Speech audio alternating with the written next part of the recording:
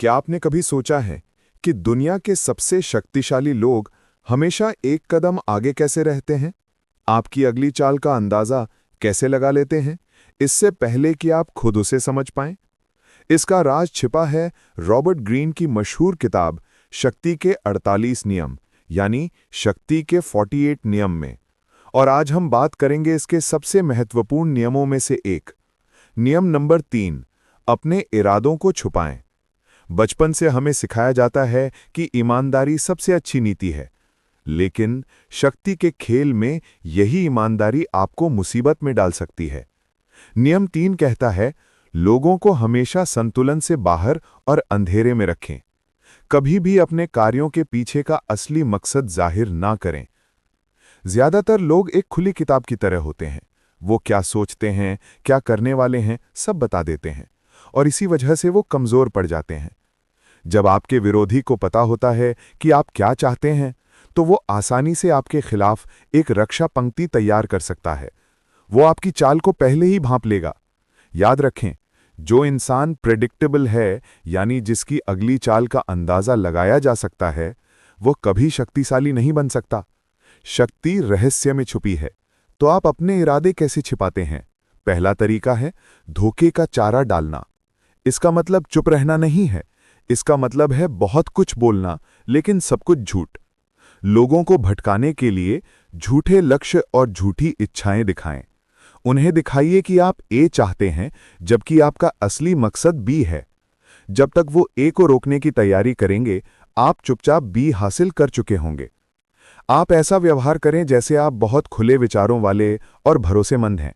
अपनी झूठी योजनाओं के बारे में खूब बातें करें।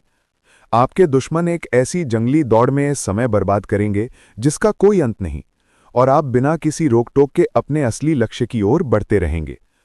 दूसरा और ज्यादा सटलर तरीका है धुएं का पर्दा तैयार करना। यहां आपको कुछ बोलना नहीं है, बस एक ऐसा मुखौटा पहनना है जो बिल्कुल साधारण और बोरिंग लगे। एक ऐसा चेहरा जिस पर कोई भाव ना हो, एक पोकर फेस। जब आप बिल्कुल शांत और परिचित व्यवहार करते हैं, तो लोग आप पर ध्यान नहीं देते। वो आपको कम आंकते हैं, और यही आपकी सबसे बड़ी ताकत है। मशहूर अमेरिकी डिप्लोमैट हेनरी किसिंजर इसका बेहतरीन उदाहरण है। वो मीटिंग्स में अपने विरोधियों को अपनी धीमी और मोनोटोन आवाज में डिटेल्स बताकर बोर कर देते थे, और जब उनके विरोधी ऊँघने लगते थे, तब वो अचानक अपनी असली मजबूत शर्तें सामने रखते थे। विरोधी हक्के बक्के रह जाते और उनके पास मानने के सिवा कोई चारा नहीं होता था। इस नियम को तोड़ने का अंजाम क्या होता है? 17वीं सदी के फ्रांस के मार्क्वेस दे सवीने की कहानी सुनिए।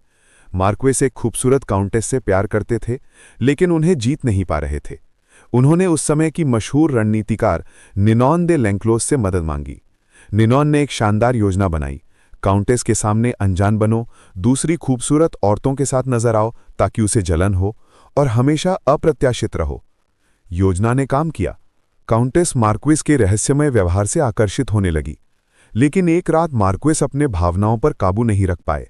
उन्होंने काउंटेस का हाथ पकड़ा और अपने प्यार का इजहार कर दिया, और बस खेल खत्म। जैसे ही उनका इरादा सामने आया, सारा रहस्य, सारा आकर्षण हवा हो गया। काउंटेस ने उनसे दूरी बना ली। मार्क्वेस ने एक पल की जल्दबाजी में जीता हुआ खेल हार दिया। सीख: जब राज खुल जाता है तो जादू खत्म हो जाता है।